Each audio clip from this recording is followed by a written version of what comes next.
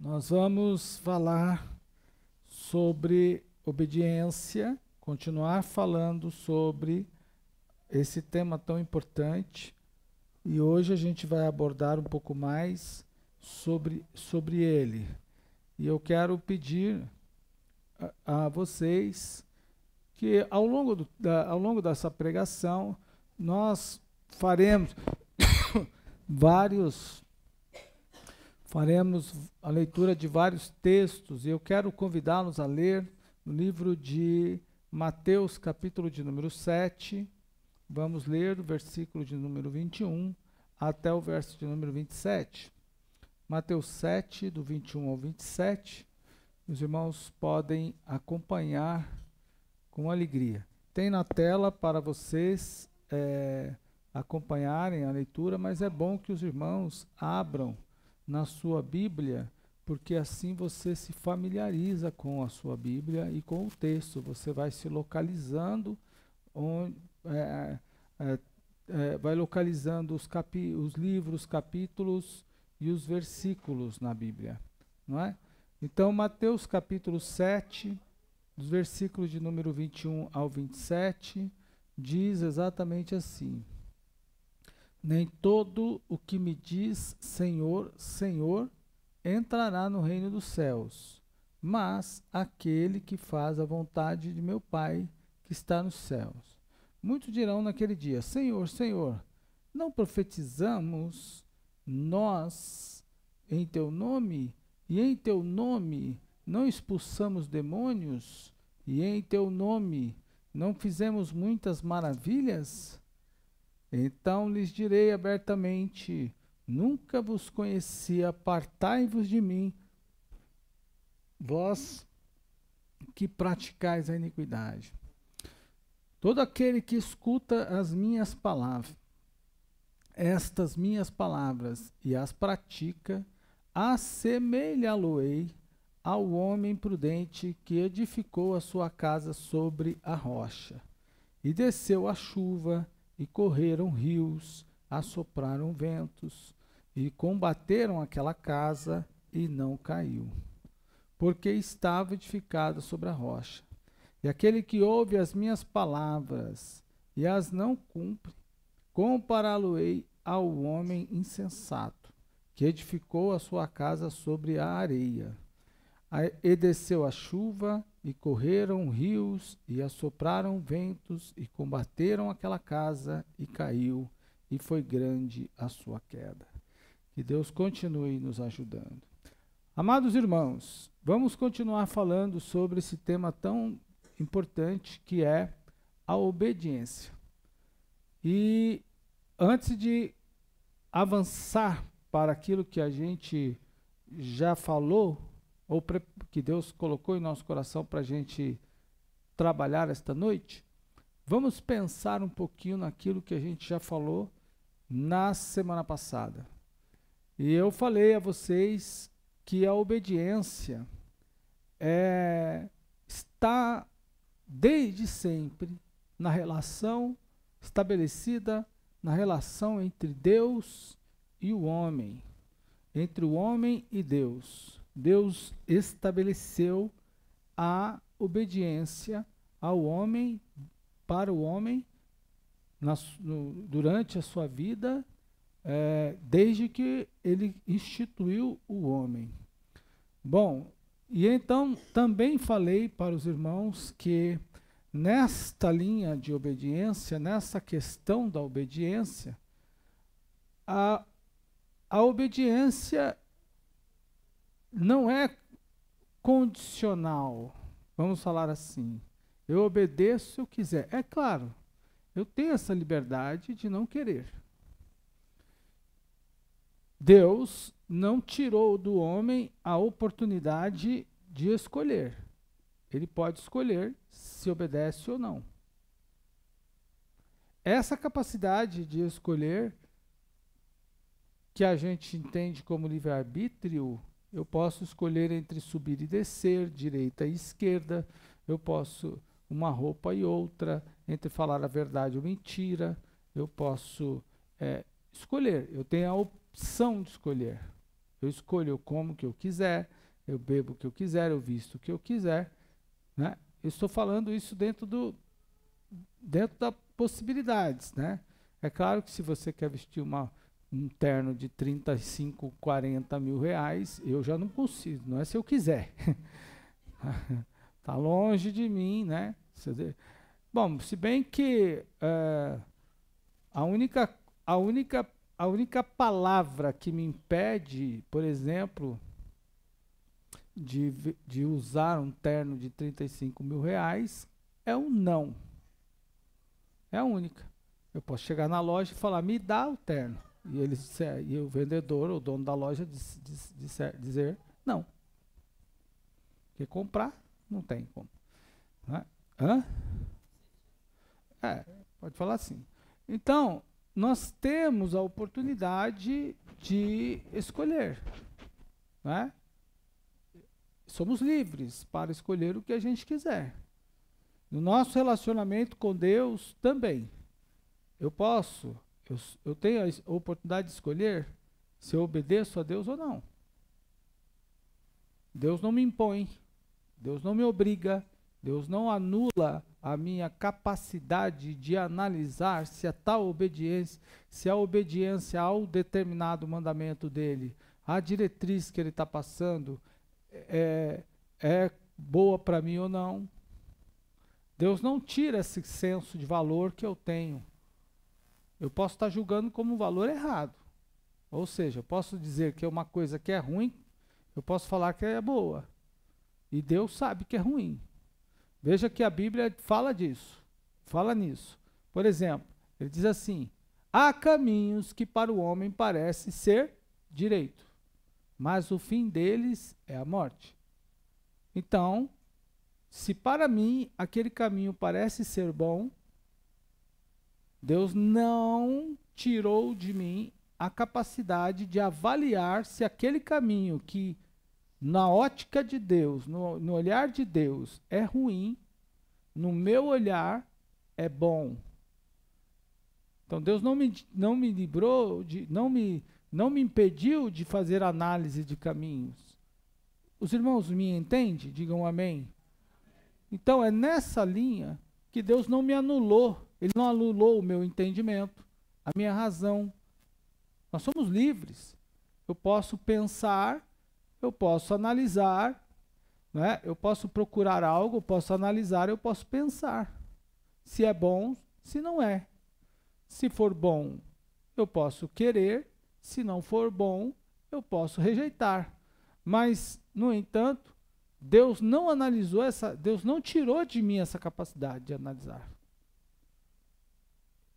Embora ele disse que o meu pensamento não são os deles, os meus caminhos também não são os deles, os dele. Porque os meus caminhos são diferentes. Os meus caminhos eu só enxergo aqui. Eu não enxergo o lá. Deus enxerga o aqui e o lá ao mesmo tempo. Ele é passado, ele é presente, ele é futuro. O escritor aos Hebreus diz que ele é o mesmo ontem, hoje e será eternamente. Então Deus já conhece, do mesmo jeito que Deus conhece o dia do nosso nascimento, ele conhece o dia do nosso sepultamento. Essas coisas estão diante dos olhos de Deus, porque ele é passado, presente e futuro. Então, ele sabe o que é bom para mim. Eu não sei, porque eu só analiso até ali. Eu não sei o que vai acontecer lá na frente. E é nessa linha, com essa liberdade de escolher, que eu tenho, que você também tem, Deus permitiu que a gente analise as coisas, veja os fatos, que a gente veja as oportunidades, que nós vejamos enxergue as oportunidades, que a gente analise as oportunidades, ele nos alerta se elas são boas ou ruins, ele faz esses alertas, no entanto, ele não nos impede de escolher o errado. Ele nos alerta. Ele nos avisa. Tanto é que a Bíblia diz: o avisado vê o mal e se esconde. Como é que Deus nos avisa dos erros? Ele nos avisa por meio da pregação, ele nos alerta por meio da profecia, ele nos alerta por meio da palavra, acima de tudo. Né? Ele nos alerta de muitas formas. Então, cabe a nós também analisar se aquilo que Deus está falando conosco, a gente vai obedecer ou não, considerar ou não. Se a gente não quiser obedecer, analisar e obedecer, Deus não vai empurrar nossa goela abaixo. Como faz uma mãe com o filho, come isso daí. Vai, come. A maior parte dos antigos aqui, quando eu falo antigo, estou falando da turma dos cinquentão, né? Devem ter convivido com aquela historinha da nossa mãe. Quando a gente chorava, ela dizia assim: engole o choro. Será que eu sou o único que escutei isso na minha vida? Quantos mais? Levanta a mão. Olha, a turma do engole o choro. Ó. Agora, quem não é da turma do engole o choro? Levanta a mão. Quem não é? Não, só a turma do engole o choro. Levanta a mão. Aí, ó. Os demais não engoliram o choro. Engole o choro. Então, a turma do engole o choro tinha que parar de chorar. Às vezes a gente chorava por uma coisa que você não queria fazer, não queria comer, não queria vestir, não queria ir, não queria ficar. E a mãe fazia você engolir o choro, porque você chorava e tinha que fazer o que ela queria. Deus não faz assim. Por que Deus não faz assim? Porque Ele nos dá a oportunidade de escolher. E é nesse campo que nós estamos trabalhando a obediência. Obedecer, diz um adágio popular, né? Obedece quem tem juízo. Né? Manda quem pode, obedece quem tem juízo. Então, a obediência é tratada na Bíblia desde o início da relação, desde o surgimento da criação do homem, né? Desde a criação e até os dias de hoje. Eu posso ter afrouxado, você pode ter tido uma criação mais rígida, que não permitia flexibilização. O que seria isso, pastor? Seu pai, sua mãe mandou você fazer, você tinha que fazer. Isso é rígido. Se não fizesse, já sabe o que ia acontecer. Talvez você não foi tão rígido assim na criação do seu filho. Né? O seu filho você mandou fazer, ele disse que não ia fazer, mas você não tratou como seus pais trataram. Seus pais foram rígidos, você menos rígido. Talvez tenha alguém que tenha sido até mais rígido. Não estamos levando em questão. No entanto, a questão da obediência, Deus não retirou de nós. Ele não nos obriga. Ele não impõe. Você vai fazer ou morre? Não. Deus mostra para nós o que Ele quer. Ele diz o que quer. Ele detalha como quer. Ele apresenta também as benesses da gente, os resultados da obediência e da desobediência. E cabe a nós, como num ato de escolha entre direita e esquerda, preto ou branco, sapato marrom ou preto, que tipo de roupa que você vai ao culto, você escolhe. Cabe a nós escolher se obedecemos a Deus ou não. E é isso que eu falei. Foi isso que falei. Então eu falei que na Bíblia a obediência é tida como algo incondicional para o crente, Não tem como crente obediente não obedecer. É o obedecer sem obedecer. Não dá para criar um avatar, enquanto o avatar obedece, você desobedece. Pastor, agora confundiu. Para os meninos aí, a turminha dos adolescentes, eles sabem tranquilo, né? Nadaram de braçada nisso aí. Mas a galera mais dos 50 para frente, eles não sabem o que é isso aí. Então, provavelmente a gente tem que explicar. Nem eu sei direito. Mas vamos lá. Mas vamos lá. Qualquer coisa, os universitários aí me ajudam. Qualquer gafe aí, os nossos universitários aí nos ajudam. Alguém... só estamos vivendo aí uma ideia, por exemplo... vou usar um exemplo. Tem na rede social, no Facebook, no WhatsApp, aquelas caricaturas, aquelas figurinhas que você cria que parece você mesmo, né? Agora é época de mês de infantil, amanhã é dia das crianças, então vai aparecer um bocado de imagem nos perfis, né, das pessoas, no perfil das pessoas, como bonequinho, como criancinha. Mancida usou um tempão, né, uma bonequinha lá, não sei se ela, acho não tá mais não. Bom, aquilo é uma ideia de avatar. Por exemplo, virá um tempo em que a tecnologia está tão grande que é como se vivesse um mundo paralelo. Quem assistiu mais ou menos o Matrix, eu não quero entrar muito nessa área para eu não confundir, me perder, aí depois eu não sei mais para onde eu vou, mas quem assistiu o Matrix tinham dois mundos, o mundo real e o mundo virtual. O sujeito está sentado numa cadeira, conectado nos fios de rede de internet, enquanto ele mergulha no mundo da internet e está vivendo outra vida lá. Ele sente reações, ele sente impactos, ele sente no seu corpo físico os trancos, mas na verdade, ele não está ali. Ele está vivendo no mundo virtual.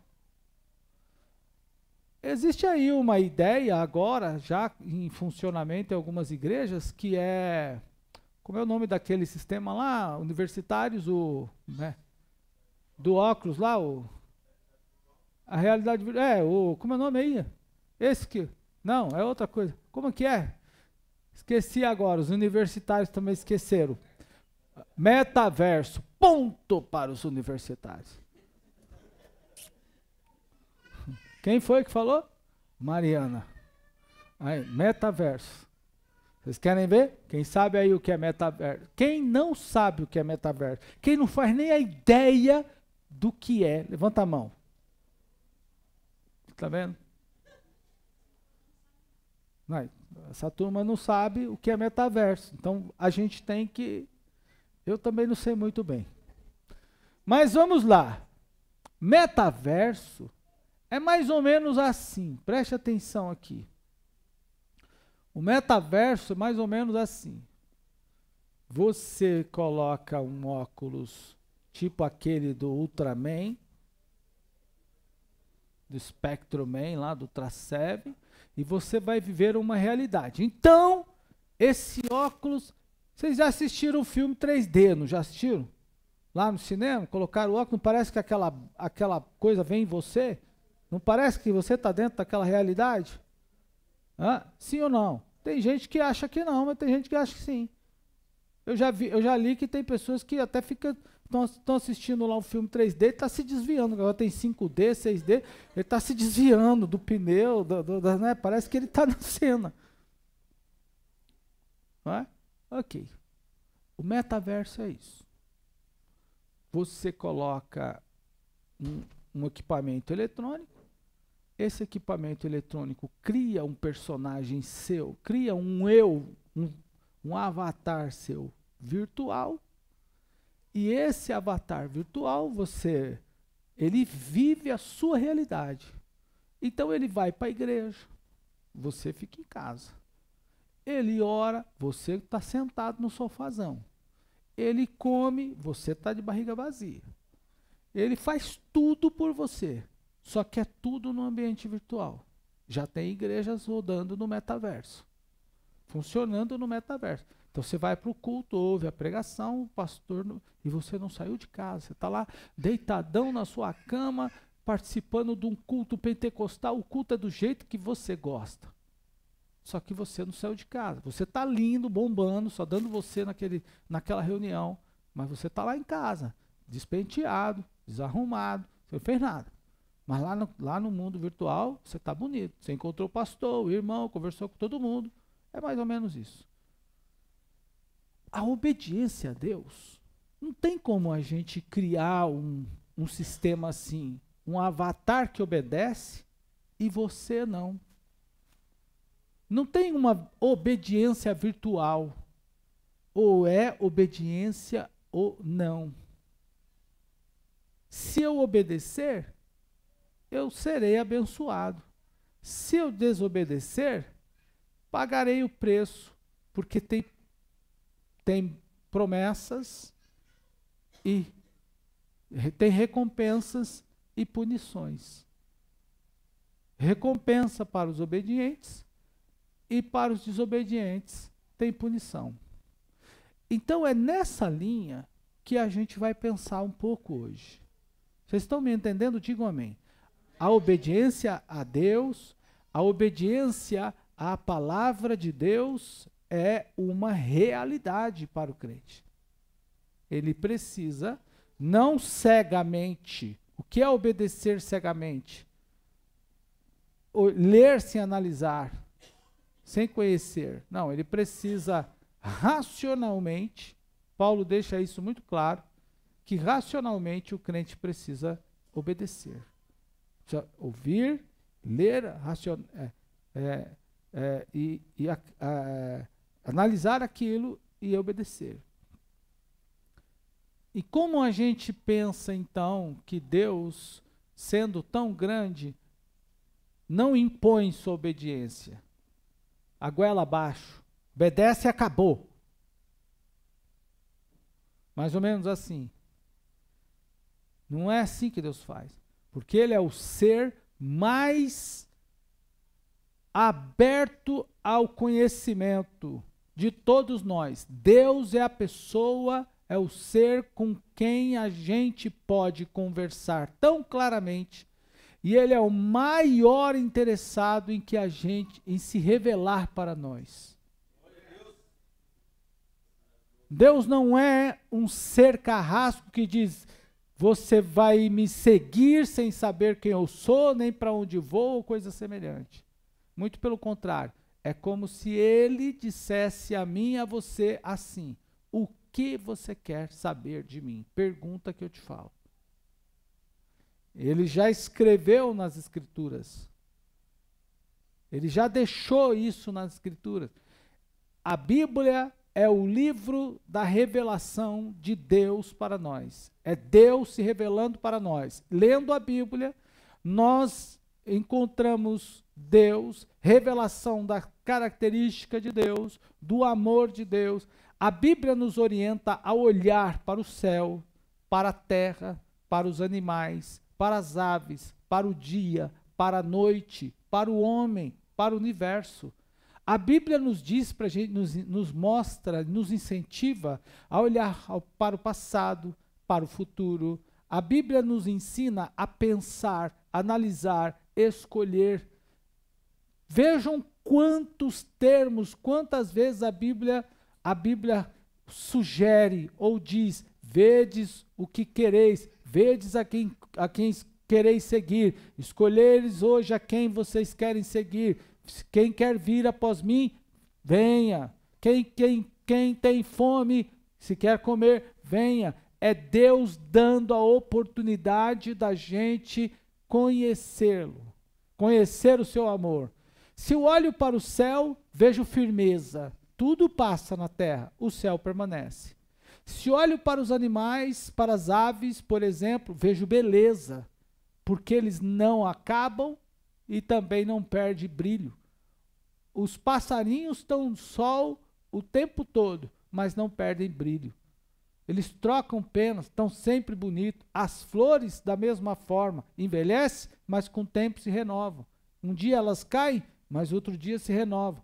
Então, se eu olho para o céu, vejo uma característica de Deus. Se olho para as aves, vejo outra. Se olho para o ser humano, vejo também criação. Pessoas tão diferentes uma das outras, particularmente diferentes uma das outras, pensam diferente uma das outras, cada uma com a sua individualidade. Então eu vejo um Deus capaz, poderoso, tão capaz de entender cada um de nós. Todos nós aqui temos pensamentos diferentes. E se a gente escolhesse algo para entrar em acordo, um objeto só, irmão, dificilmente nesse grupo que nós estamos hoje aqui, ou ainda que ele fosse menor, não conseguiríamos chegar a um acordo. Nós não veríamos tudo da mesma cor. Não conseguiríamos enxergar tudo do mesmo jeito. Mas Deus, por quê? Porque nós temos particularidades diferentes. Até o tom dos os tons que a gente enxerga de cores podem ser diferentes. Um enxerga o marrom de um jeito, do meu terno, o outro vai enxergar o marrom com outro tom. Até nisso muda. Apesar de toda essa pluralidade nossa, Deus nos conhece particularmente. Deus nos conhece, então se eu olho para o homem, eu vejo a capacidade de Deus em lidar particularmente com cada um de nós.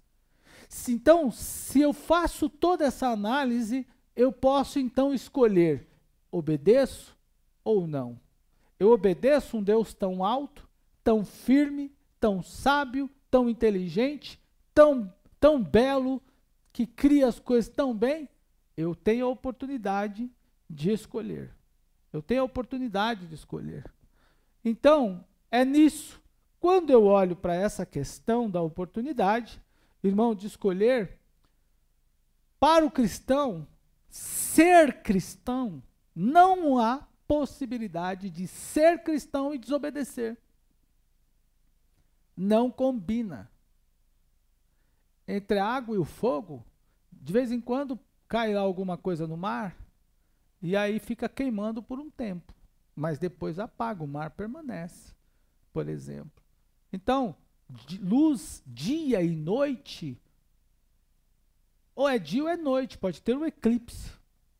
Por um minuto pode ser noite, depois volta o dia. Então não tem como associar cristão e desobediência. Não há possibilidade de ser cristão e ser desobediente. Cristão tem que estar associado à obediência. Aliás, esta é uma palavra que já identifica o cristão, obediente. Obediente a quem? A Deus. Em primeiro lugar, a Deus. As Escrituras Sagradas. Então a Bíblia está repleta de promessas para os obedientes. Mas também há condenações para os desobedientes. Quando Adão caiu, por exemplo, a desordem tomou conta do universo. Mas Adão não caiu porque Deus o obrigou. Ele escolheu cair. Adão não caiu sem saber. Dá uma tropicada, como a gente fala. Adão deu uma tropicada, não? Deu uma topada e caiu. Não, Adão caiu de forma pensada e racional. Porque ele foi avisado sobre o cair. Não faça isso. Se você fizer, tal coisa vai acontecer. Ele conscientemente resolveu desobedecer e caiu. Então, irmão, a partir daí, da queda de Adão, cada indivíduo passou a pensar o que é bom e o que é mal de forma diferente. Veja o que está acontecendo lá no Israel e na Palestina. Para um grupo de pessoas é bom, para outro grupo é ruim. Pastor, o que o senhor acha? Quem está sofrendo é a população, o civil, a mulher da minha idade, da sua idade, o homem da minha idade, da terceira idade, que não é terrorista, como aquele grupo terrorista, que praticou o que praticou, que cortou a cabeça de 40 crianças lá, matou 40 crianças, cortou cabeça, degolou, queimou outras no berço, estuprou mulheres, espancou e continua fazendo isso, matou a esmo. É como entrar um sujeito, como entrou aquele sujeito lá na Bélgica, entrou na mesquita. Eu não sei se vocês viram a maldade disso lá uns anos atrás. O sujeito fez uma live no Facebook, colocou essa câmera no seu chapéu, na sua cabeça, entrou com uma, acho que era uma .50, sei lá, uma 40, não sei, um rifle, um fuzil, entrou na mesquita e começou a fuzilar as pessoas como se fosse videogame. Eu, particularmente, quando eu vi aquela cena, porque eu vi pelo Facebook, alguém compartilhou aquela live, aquilo era uma live, aquilo foi uma live, alguém compartilhou aquilo, alguém da minha rede de amigos, eu recebi o alerta no meu celular, cliquei para ver. Quando eu vi, eu pensei que alguém estava jogando videogame, muito real. Para mim, nos primeiros momentos, aquilo foi real.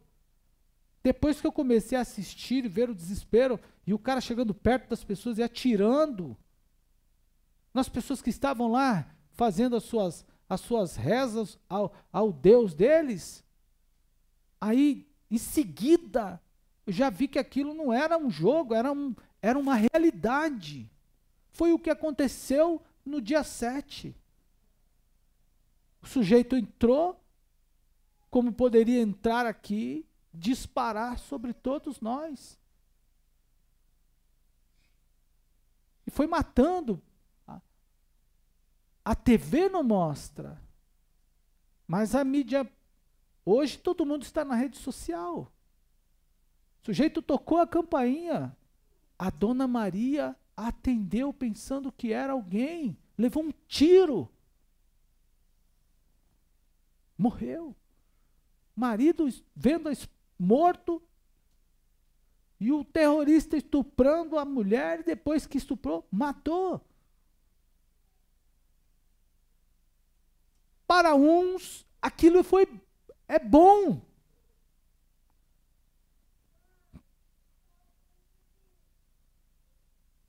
Para outros, não. Como é possível? Eu pergunto a vocês. Ontem teve manifestação no Rio de Janeiro, do PCO, do PSTU, do MST,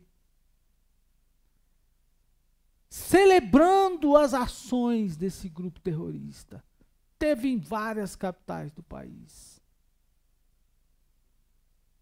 Como pode? Como pode? O estopim será se nas análises essas crianças tiverem sido bebês estupradas. Como pode? Mas para uns é o que está aqui. Para uns, depois do pecado, alguma coisa. O conceito de bem e mal ficou diferente, mudou. Uns vêm de um jeito, outros vêm de outro. Quando eu vejo mulheres de um lado e de outro, irmãos, assim, sofrendo. Hoje pela manhã, quando a Mancida se levantou, que ela teve um compromisso um pouco mais cedo, eu disse para ela assim, do mesmo jeito que você agora se levantou, hoje ou ontem, teve dezenas de milhares de pessoas que tiveram que sair da casa na mesma condição, sem roupa, sem remédio, sem nada. Sem dinheiro, sem nada. Vocês conseguem pensar? E ainda assim, nesse momento, irmãos, aquele país que de 30 quilômetros de distância, de uma extremidade à outra, de leste a oeste. 30 quilômetros daqui no centro da cidade, um pouquinho mais.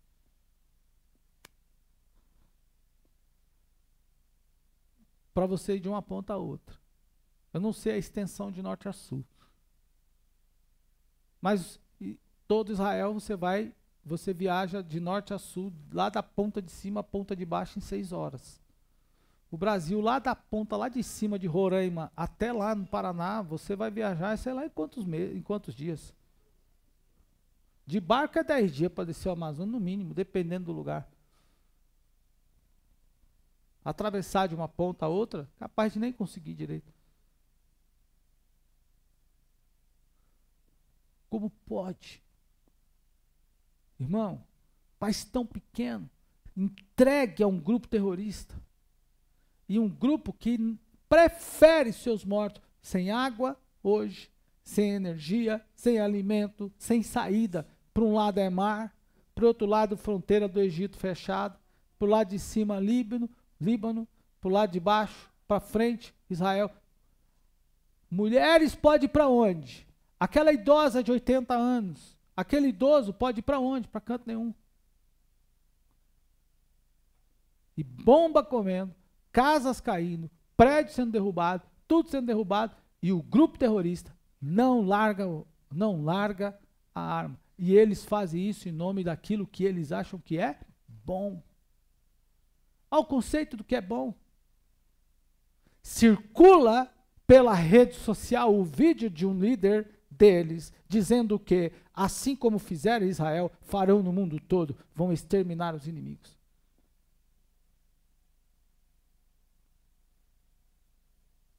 É preciso destacar quem é terrorista de quem não é.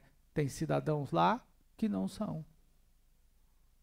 Uma minoria que controla uma maioria. A minoria terrorista controla a maioria que não tem nada a ver com aquilo. Mas é o conceito de bom e de ruim que é diferente.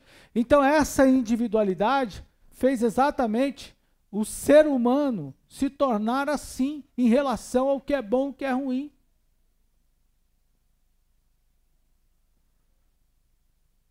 E o pensamento, então, do ser humano se tornou altivo, presunçoso, chegou a ponto de pensar que é Deus. Há quem acha ou entenda que Deus sequer existe, que Deus é ruim. Veja, irmãos, a obediência à vontade de Deus revelada na palavra é a maior das exigências encontradas na Bíblia. Então, Jesus, por exemplo, disse que aquele que quiser segui-lo precisa. Você quer seguir a Jesus? Pergunte ao irmão que está ao seu lado, quer seguir a Jesus? Você quer mesmo seguir a Jesus? Jesus não falou assim, pega a sua Coca-Cola e siga-me. Jesus, alguém falou, eita.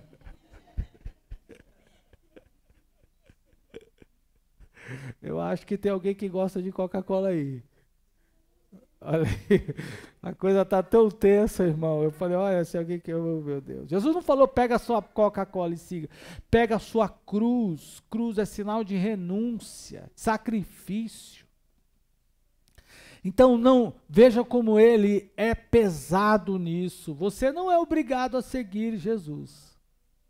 Você pode não seguir, mas se quer, não tem como seguir sem cruz. Vocês entenderam? Você pode ficar sem cruz e não seguir a Jesus. Mas se quer segui-lo, precisa tomar a sua cruz. Então, o que é que Jesus está dizendo? Não existe evangelho para o crente se não tiver cruz. E cruz é sinônimo de sacrifício, de renúncia, de morte do eu. A obediência a Deus mortifica a nossa própria carne, nosso próprio interesse, nosso próprio ego. Afinal, o Evangelho é o único que nos confronta. Nenhuma pessoa que diz a outra, por exemplo, algo desse tipo, você é um pecador. Qualquer pessoa que diz isso para outra, ela já revida e dirá o seguinte: e você é santo, né? Você está sentindo santarrão. Você revida a mim, eu revido a você, mas nem eu nem você revidamos a Bíblia. A palavra de Deus olha para nós e diz: isso que você fez é pecado. Isso que você fez é ruim. Isso que você fez não deve ser praticado. Abandone isso, abandone aquilo. Se eu falar para você, deixe de fazer isso, você dirá assim: tá achando o quê, pastor? Manda na minha vida? Em geral, o pastor não manda na minha vida. Mas a Bíblia diz o seguinte: aquele que mente, largue. Em outras palavras, ele olha para nós e diz assim: pare de mentir. Em outras palavras, ele olha assim: pare de roubar. Ele, se eu olho para você e digo, ou você a mim, diz assim: ladrão, você vai querer me processar. Mas a Bíblia nos faz olhar para o fruto do nosso roubo. E quando a gente olha, ele diz o seguinte, ela diz assim: ladrão. E aí você fica quieto. Veja o que Jesus disse para a mulher samaritana: chama o teu marido. Ela disse assim: eu não tenho. Ele falou bem a verdade. Jesus exaltou a confissão dela, mas não negou-lhe a palavra de repreensão. Tiveste 5, e o que agora tens não é teu. Tomou de alguém, é de outro. Já pensou? Ela não olhou para ele e disse o seguinte: quer mandar na minha vida?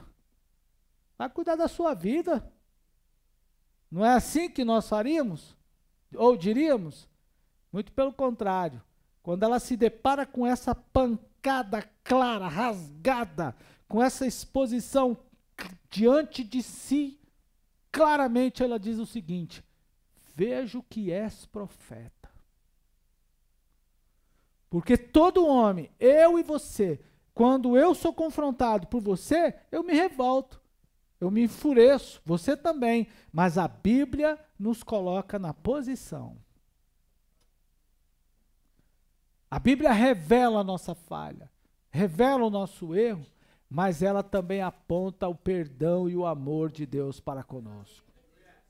Deus nos ama e por Ele nós não seremos condenados. Por que não seremos condenados por ele? Porque Deus enviou o seu Filho ao mundo, não para julgar o mundo, não, mas para que o mundo fosse salvo por ele. Ele nos ama. Agora, irmão, a obediência a Deus, eu escolho. E é nisso que eu quero já caminhar para o final com vocês. Eu posso, então, tomar a minha cruz e segui-lo, mas eu não consigo segui-lo sem tomar a cruz. Eu preciso, então. Então, por exemplo, quando Deus determina algo, a gente precisa fazer. Quando Deus diz, por exemplo, ele falou para Abraão sair da sua parentela, ele teve que sair. Quando ele falou para Moisés retirar o povo do Egito, Moisés retirou. Custou para Abraão sair? Custou para Moisés? Custou. Quando ele determinou que Saul eliminasse os amalequitas, Saul não o fez? Custou. Ele também determinou para Saul: não faça o sacrifício que você não é habilitado para fazer.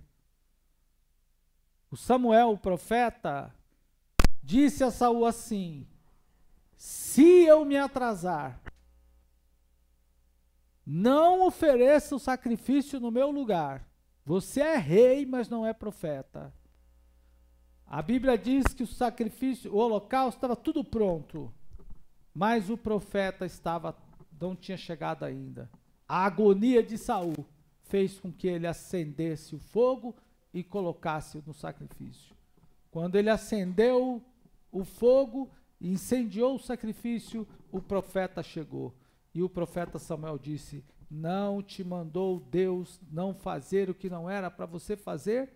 E ele disse: vi que você não chegava e a gente estava perdendo a batalha. Então o profeta disse: por causa disso, o reino será tomado de sua mão e será dado a outro. A obediência tem recompensa da mesma forma que a desobediência traz consequência. Ele determinou o profeta novo: vá a Betel. Profeta, lá em 1 Reis, vai a Betel, chega lá, profetiza contra o altar. E depois de profetizado, não faça, não coma, não converse, não participe com ninguém, não volte pelo mesmo caminho. Faz o que eu mandei, vai e volta. O profeta era novo, ele foi. Chegou lá, encontrou exatamente como Deus havia determinado. Profetizou e voltou. Mas quando essa notícia chegou a um profeta velho que residia lá próximo, o profeta montou no seu animal e foi atrás do profeta novo. E quando chegou ao profeta novo, encontrando ele pelo caminho, descansando da viagem, o profeta velho mentiu, dizendo: Deus mandou você voltar. O profeta novo disse: não, mas Deus disse que não era para eu voltar, nem sequer voltar pelo mesmo caminho. Eu tenho que obedecer a Deus. E o profeta velho disse: não, Deus falou comigo, e inverteu a palavra. E o rapaz novo voltou, comeu, bebeu, fez o que foi oferecido. Quando ele terminou, disse assim o profeta velho: desobedeceste a Deus, não foi? Deus não havia dito a você que não voltasse para trás, não desobedecesse, não voltasse pelo caminho, não comesse, não bebesse? Pois bem, você nem sequer será sepultado. Vai morrer e as aves do céu vão comer o seu cadáver. E ele então pegou o seu animal e foi embora. Ou foi embora a pé, não sei. No meio do caminho o leão o matou. E não comeu. Deixou o corpo dele lá para as aves do céu. A desobediência tem preço. A obediência tem recompensa. Qual recompensa? Jesus deixou o maior exemplo de obediência. Abra a Bíblia aí, Filipenses capítulo de número 2. Vamos ler essa passagem e concluir. Filipenses capítulo 2 diz exatamente assim: pois, irmãos, diz o apóstolo Paulo, tende de vós o mesmo sentimento que também houve em Cristo. Versículo de número 5, de sorte que haja em vós o mesmo sentimento que houve também em Cristo Jesus, que sendo na forma de Deus, não teve por usurpação ser igual a Deus, mas aniquilou-se a si mesmo, tomando a forma de servo, fazendo-se semelhante aos homens, e achando na forma de homem, humilhou-se a si mesmo, sendo obediente. Repitam comigo: Jesus foi obediente. Havia um plano traçado para Jesus. Ele, quando começou o aperto do plano, ele disse: Pai, se possível for, passa de mim esse cálice. Mas ele foi obediente. Pelo que o apóstolo Paulo continua no seu texto da seguinte forma a descrever o assunto: e achando foi obediente até a morte, morte de cruz, pelo que Deus o exaltou soberanamente e lhe deu um nome que está acima de todo nome. Nos dias da cruz, o nome de Jesus estava abaixo de todos os nomes, mas depois Deus o exaltou e o colocou, e o seu nome foi para cima de todos os nomes, para que ao nome de Jesus se dobre todo joelhos no céu, na terra e debaixo da terra, e toda língua, a língua do pastor Marcos, a língua do membro da igreja, a língua da irmã Neide, a língua da irmã Cida, a língua do brasileiro, do africano, do inglês, do judeu, do americano, a língua de todos vai confessar: Jesus Cristo é o Senhor, para a glória de Deus Pai. Você pode crer nisso? Diga glória ao Senhor. Seja obediente, amém, igreja?